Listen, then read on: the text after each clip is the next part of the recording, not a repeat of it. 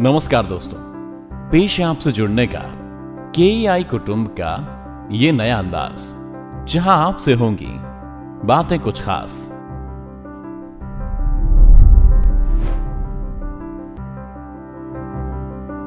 नमस्ते, मेरा नाम डॉक्टर रक्षा पाठक है और आज हम कोविड के कुछ इम्पॉर्टेंट साइंस एंड सिम्टम्स के बारे में जानकारी लेंगे।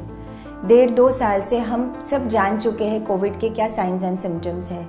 उसी पर मैं आपको थोड़े और पॉइंट्स बताना चाहती हूँ। कोविड के साइंस एंड सिम्टम्स में आते हैं सर्दी, खांसी, बुखार, श्वास लेने में तकलीफें होना। ये तो हम सबको ही पता है, बट इसके साथ साथ ज़बान का टेस्ट निकल जाना, मतलब खाने में अगर आपको स्वाद नहीं समझ में आ रहा है या किसी भी चीज़ की सुगंध आप नहीं ले पा रहे हैं, जो स्मेल होती है, तो ये भी कोविड के सिम्टम्स हैं। ये सिम्टम्स पाए जाने पर आप अपने डॉक्टर से तुरंत कंसल्ट करिए। जो आज आगे आ रहा है म्यूकरमाइकोसिस, उसके भी सिम्टम्स पे आपने ध्यान रखना चाहिए, जैसे राइनाइटिस, नाक में से पानी आना या आँखों में सूजन महसूस होना, फेस, नोज़ और आँखों के बाजू की जो स्किन होती है उसका डिस्कलरेशन होना। अगर ये भी साइंस एंड सिम्टम्स आपको दिखाई दे रहे हैं तो आप प्लीज़ अपने डॉक्टर से कंसल्ट करिए।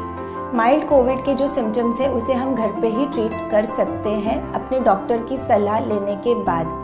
कोई भी ट्रीटमेंट आप अपने मन से मत करिएगा।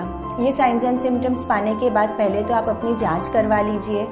इन्वेस्टिगेशंस में अगर आप कोविड पॉजिटिव आते हैं, अपने डॉक्टर से कंसल्ट करके आप घर पे ही ट्रीटमेंट ले सकते हैं। ऐसे में बहुत ज़रूरी हो जाता है कि हमें हॉस्पिटल कब जाना है।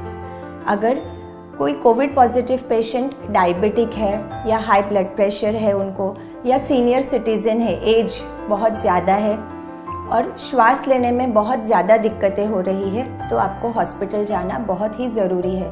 घर पे रह के ट्रीटमेंट मत करिए उस समय।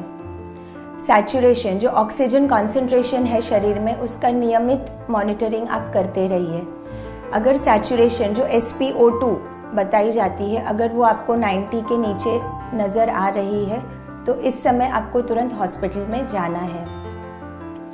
इस तरह से कोई भी दवाई या इंजेक्शंस या कोई भी ट्रीटमेंट लेने से पहले आप अपने डॉक्टर से कंसल्ट करके ही आप ट्रीटमेंट लीजिएगा। बहुत बार पेशेंट्स असिम्टोमेटिक भी रहते हैं। असिम्टोमेटिक का मतलब ये होता है कि कोई भी साइंस एंड सिम्टम्स हमें पता नहीं चलते, ना सर्दी होती है, ना खांसी होती है, ना बुखार होता है, बट फिर भी हमारे अंदर कोविड-19 पॉजिटिव हो सकता है क्योंकि हम एक्सपोज हो चुके होते हैं या हम किसी कोविड-19 पॉजिटिव पेशेंट के कांटेक्ट में आए हुए होते हैं। अगर आपको पता चलता है कि आप किसी ऐसे पर्सन के कांटेक्ट में आए हैं तो भी आप अपना जांच करवा लीजिए।